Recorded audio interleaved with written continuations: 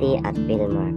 Noong Pebrero 2025, naging usap-usapan ang relasyon ni Andy Hagenman at Pilmar Alipayo matapos nila mag-unfollow sa isa't isa sa Instagram at nag-post ng mga cryptic message.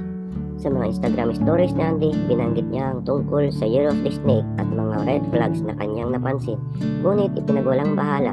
Sa kabilang banda, kinumpirma ni Pilmar ang mga balitang ito sa pamamagitan ng kanyang Instagram story noong Pebrero 8, 2025 kung saan sinabi niya, kung ano man ang nabasa mo, totoo lahat yun. Hindi ko na itatago dahil mas mahirap yun.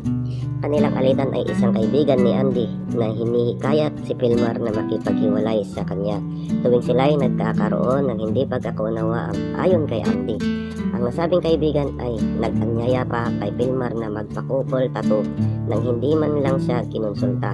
Bagaman nilinaw ni Andy na walang naganap na pagtataksil, nasaktan siya sa ginawang ito ng kanyang kaibigan at si Pilmar.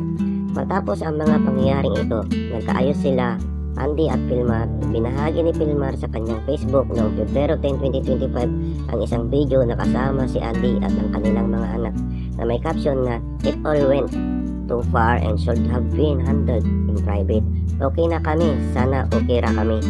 Biglang patunay na kanilang pagkakaayos. Sinurpresa ni Pilmar si Andy noong araw ng mga puso noong Pebrero 14, 2025 ng isang bouquet na gawa sa puso ng saging. Binahagi niya ito sa kanyang Instagram Reels na may caption na "Bahala saging basta ikinasing-kasing." Umani ito ng iba't ibang reaksyon mula sa mga netizen na nagpahayag ng kanilang kasiyahan at paghanga sa pagiging malikhain ni Pilmar. Kabila ng mga pagsubok, patuloy na pinapakita ni Andy at Pilmar ang kanilang dedikasyon sa isa't isa at sa kanilang pamilya. Binahagi ni Andy ang kanilang family bonding kasama ang kanyang mga lolo't lola na bumisita mula sa Estados Unidos na nagpapakita ng kanilang masayang pagsasama bilang isang pamilya. Ano sa tingin niyo mga kablog? Sapat ba ang dahilan ng kanilang hiwalayan? I-comment nyo sa baba.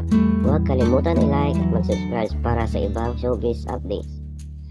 Kung gusto nyong manalo ng 5,000 pesos, huwag kakalimutan mag-comment, mag-share, and tapusin ang video na ito para manalo ng 5,000 pesos.